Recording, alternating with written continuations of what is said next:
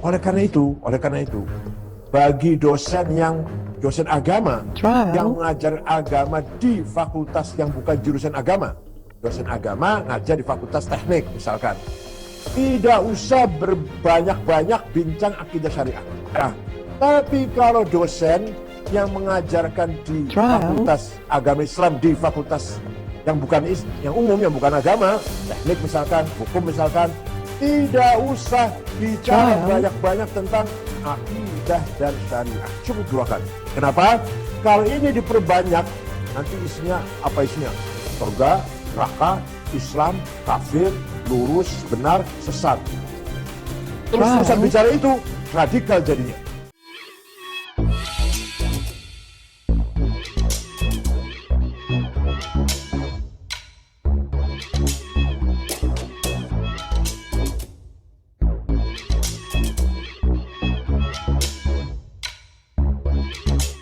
Tonton video ini sampai selesai agar Anda tidak gagal paham.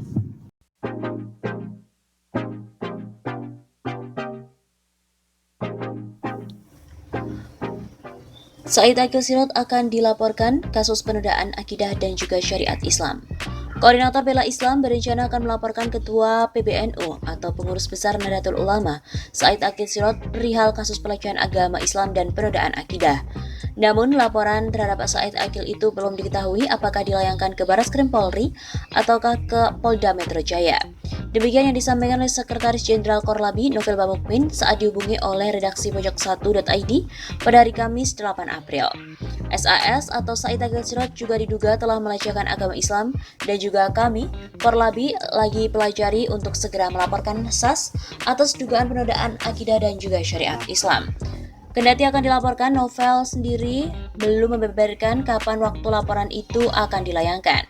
Nanti kami lagi mempelajari untuk segera melaporkan SAS. Sebelumnya, Ketua PBNU, Said Aqil Sirot, meminta dosen agama di Fakultas Umum tingkat universitas untuk tidak terlalu banyak mengajarkan akidah dan syariah. Menurutnya, hal itu dapat meningkatkan risiko peningkatan radikalisme. Bagi dosen agama yang mengajar agama di bukan fakultas agama, tidak usah banyak-banyak bincang akidah dan syariah. Cukup 2 kali pertemuan rukun iman dan rukun Islam. Said Aqil katanya dalam sebuah diskusi daring Senin 5 April. Berdasarkan Quran dan hadis, kata Said Aqil, bahwa manusia tidak hanya ditugaskan untuk melakukan hal-hal terkait teologi atau ilahiyah, tapi juga menyangkut kemanusiaan. Ia memberikan contoh seharusnya dosen-dosen harus mengembalikan masa kejayaan peradaban Islam. 8 abad yang lalu, katanya, intelektual Islam lebih maju dari Eropa dan Cina. Waktu itu Eropa masih tidur, Cina masih tradisional, Islam sudah maju luar biasa.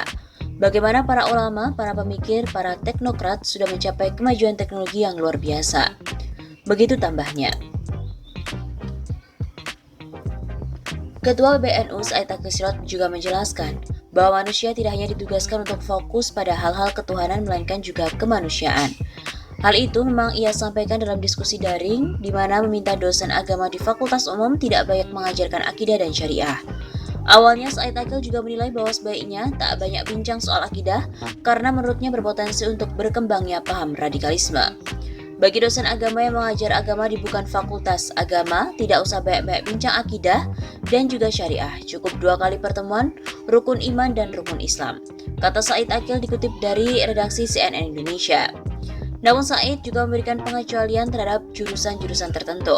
Kecuali jurusan Usuluddin, kecuali jurusan fikih atau tafsir hadis, itu terserah, itu harus mendalam. Tapi kalau dosen mengajar di fakultas umum, teknik, hukum misalnya, gak usah banyak-banyak tentang akidah dan syariah, cukup 2 kali.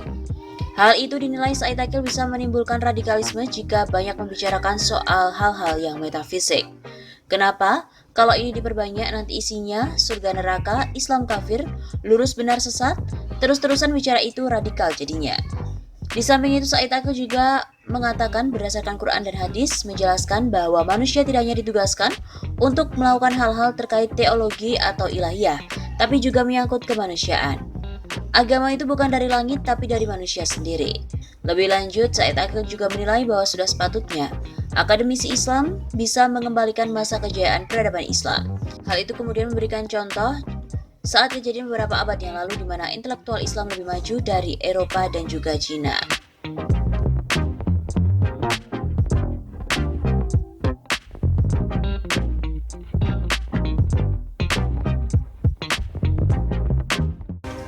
Diberitakan sebelumnya, Said Akil minta dosen untuk tidak banyak mengajar tentang akidah karena rentan radikal. Ketua PBNU Said Akil Sirot meminta dosen agama di Fakultas Umum tingkat universitas tidak terlalu banyak mengajarkan akidah dan syariah. Menurutnya, hal itu dapat meningkatkan risiko peningkatan radikalisme. Bagi dosen agama yang mengajarkan agama di bukan fakultas agama, tidak usah banyak-banyak bincang akidah dan syariah. Cukup 2 kali pertemuan, rukun iman dan rukun Islam.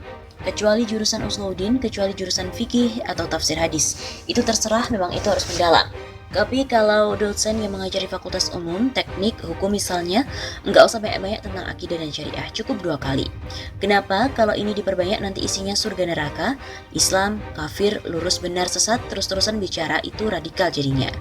Berdasarkan Quran dan hadis, Said Akil menjelaskan bahwa manusia tidak hanya ditugaskan untuk melakukan hal-hal terkait teologi atau ilahiyah, tapi juga menyangkut kemanusiaan.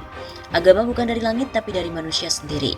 Ia memberikan contoh seharusnya dosen-dosen harus mengembalikan masa kejayaan peradaban Islam. 8 abad yang lalu katanya, intelektual Islam lebih maju dari Eropa dan Cina. Waktu itu Eropa masih tidur, Cina masih tradisional, Islam sudah maju luar biasa. Bagaimana para ulama, para pemikir, para teknokrat sudah mencapai kemajuan teknologi yang luar biasa. Untuk itu dia mengingatkan agar para dosen, terutama dosen dari kalangan PMII dan NU, untuk memperluas keilmuan di luar keagamaan juga. Selain itu juga ia mendorong agar terus berinovasi, bukan hanya sekadar melakukan rutinitas mengajar biasa. Terpisah, Menteri Agama Yakut Khalil mengatakan moderasi beragama menjadi salah satu pekerjaan rumah terbesar bagi bangsa Indonesia guna menangkal penyebaran paham radikalisme. Menurutnya saat ini Indonesia terjebak dalam 2 paham ekstrim, yakni ekstrim liberal dan konvensional. Oleh karena itu perlu ada moderasi yang masif. Soal moderasi beragama ini menjadi PR besar kita, bukan hanya PR besar Kemenak, tapi juga PR bangsa, kata Yakut saat menyampaikan sambutan dalam Rakernas Kemenak Senin 5 April. Menurut Yakut, 2 titik tersebut sudah harus disatukan dalam satu ruang moderasi beragama. Ia menegaskan moderasi beragama ini merupakan salah satu ikhtiar untuk menjadikan pemahaman dan perilaku keagamaan Indonesia berada di tengah-tengah. Jadi tidak ekstrem kiri, tidak ekstrem kanan, tidak liberal juga tidak terlalu konvensional, tapi ada di tengah-tengah. Lebih lanjut, Ketua Umum GP Ansor itu menyampaikan bahwa Kemenak merencanakan tahun toleransi pada tahun 2022. Saat ini pihaknya masih mempersiapkan program tahun toleransi itu. Kita sedang siapkan seperti apa tahun toleransi itu. Nanti di ujung ada namanya Religiosity Index. Nantinya Religiosity Index tersebut akan mengukur sejauh mana indeks keberagamaan hingga perilaku keagamaan Indonesia. Jadi kita akan tahu sejauh mana kinerja kita sampai tahun 2024 dari indeks yang akan disiapkan. Salah satu tujuan indeks itu untuk beri penilaian atas apa yang kita lakukan dan respon masyarakat terhadap apa yang sudah kita lakukan.